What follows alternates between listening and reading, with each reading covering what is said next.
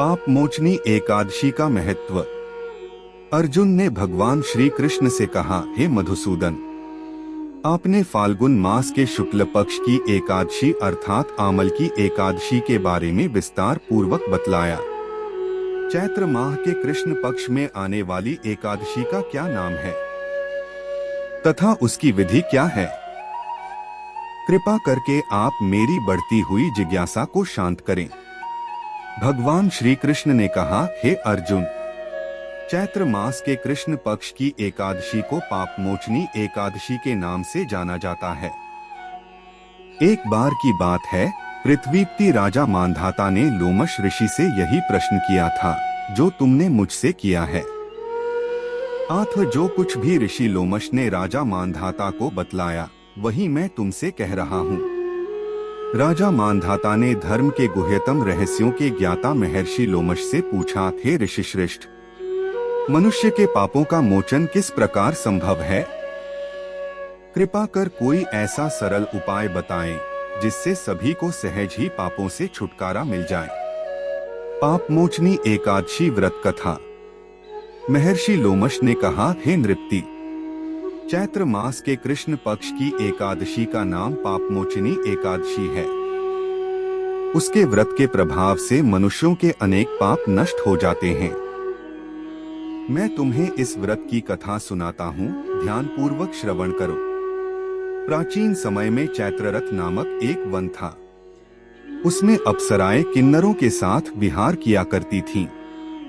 वहाँ सदैव वसंत का मौसम रहता था, अर्थात उस जगह सदा नाना प्रकार के पुष्प खिले रहते थे।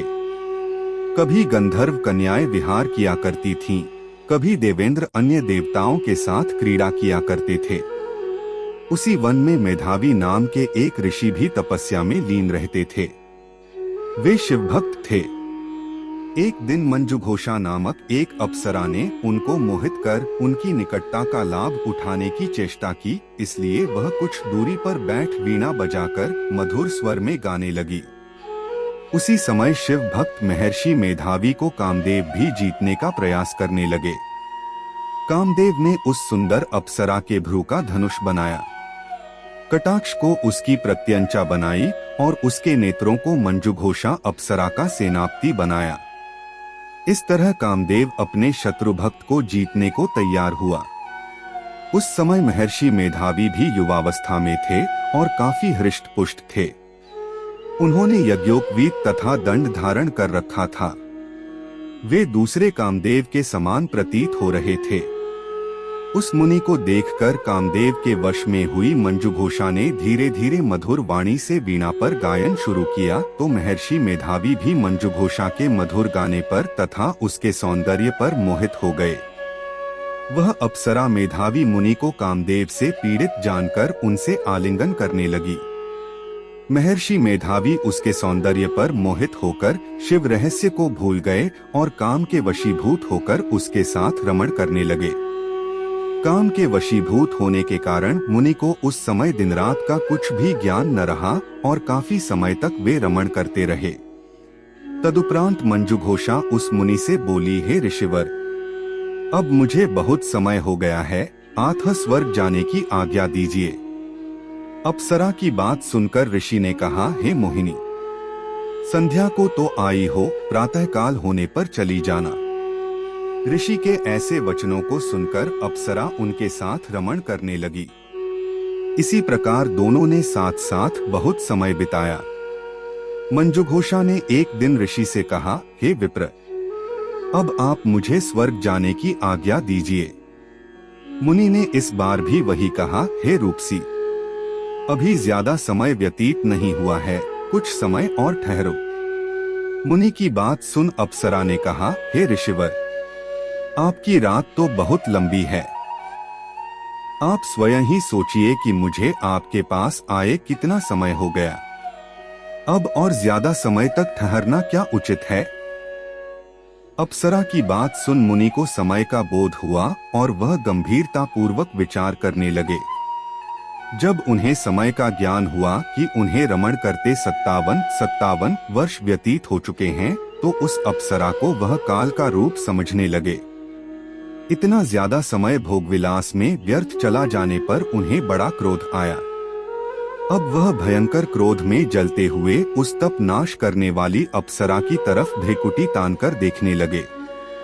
क्रोध से उनके अधर कांपने लगे और इंद्रियां बेकाबू होने लगी। क्रोध से थरथराते स्वर में मुनि ने उस अप्सरा से कहा, मेरे तप को नष्ट करने वाली दुष्टा, तू महापापिन और बहुत ही दुराचारिणी है, तुझ पर धिक्कार है। अब तू मेरे श्राप से पिशाचिनी बन जा। मुनि के क्रोधयुक्त श्राप से वह अप्सरा पिशाचिनी बन गई। यह देख वह व्यथित होकर बोली, हे ऋषिवर, अब मुझ पर क्रोध त्याग कर प्रसन्न होइए और कृपा करके बताइए कि इस शाप का निवारण किस प्रकार होगा। विद्वानों ने कहा है, साधुओं की संगत अच्छा फल देने वाली होती है और आपके साथ तो मेरे बहुत वर्ष व्यतीत हुए हैं।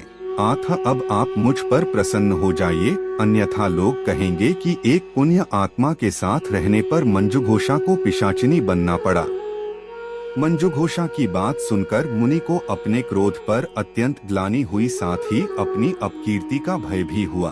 अतः पिशाचिनी बनी मंजुघोषा से मुनि ने कहा, तूने मेरा बड़ा बुरा किया है, किंतु फिर भी मैं तुझे इस श्राप से मुक्ति का उपाय बतलाता हूँ। चैत्र मास के कृष्ण पक्ष की जो एकादशी है उसका नाम पापमोचिनी है।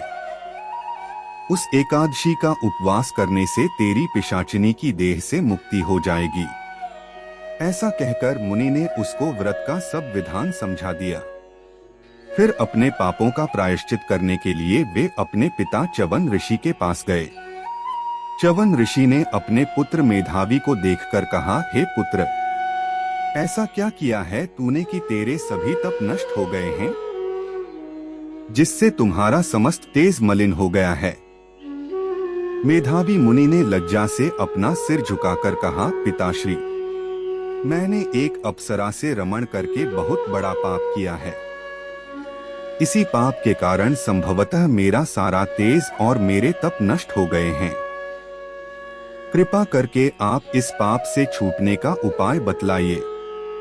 ऋषि ने कहा, हे पुत्र, तुम चैत्र माह के कृष्ण पक्ष की पापमोचिनी एकादशी का विधि तथा भक्तिपूर्वक उपवास करो, इससे तुम्हारे सभी पाप नष्ट हो जाएंगे। अपने पिता च्यवन ऋषि के वचनों को सुनकर मेधावी मुनि ने पापमोचिनी एकादशी का विधिपूर्वक व्रत किया। उसके प्रभाव से उनके सभी पाप नष्ट हो गए। मंजुघोषा अप्सरा भी पापमोचिनी एकादशी का उपवास करने से पिशाचिनी की देह से छूट गई और पुनः अपना सुंदर रूप धारण कर स्वर्गलोक चली गई। लोमश मुनि ने कहा, हे राजन, इस पापमोचिनी एकादशी के प्रभाव से समस्त पाप नष्ट हो जाते हैं। इस एकादशी की कथा के श्रवण व पठन से 1000 गौदान करने का फल प्राप्त होता है। इस उपवास के करने से ब्रह्मा हत्या करने वाले, स्वर्ण चुराने वाले, मद्यपान करने वाले, अगम्यागमन करने वाले आदि भयंकर पाप भी नष्ट हो जाते हैं और अंत में स्वर्गलोक की प्राप्ति होती है।